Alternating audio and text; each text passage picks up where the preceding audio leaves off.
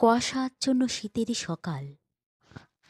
আজ আবারও দাঁড়িয়ে আছি সেই চেনা শিক্ষার প্রাঙ্গণে, যেখানে একদিন সময় থেমে থাকত, আর আজ সব কিছু বদলে যাওয়া এক নীরব বাস্তবতা।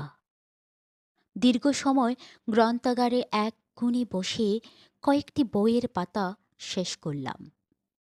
বিরতির ফাঁকে এক পলক চারিদিকে তাকাতে মনে হলো কিছুই আর আগের মতো নেই।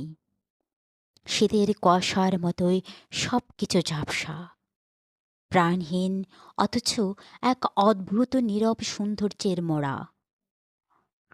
স্মৃতির ভাঁজে ভাঁজে এখনো সে সৌন্দর্যের রেশ রয়ে যায়। তবু আমি শুধু বইয়ের পাতা শেষ করিনি, চলে গিয়েছিলাম হাজার বছরের পুরনো এক দিনে।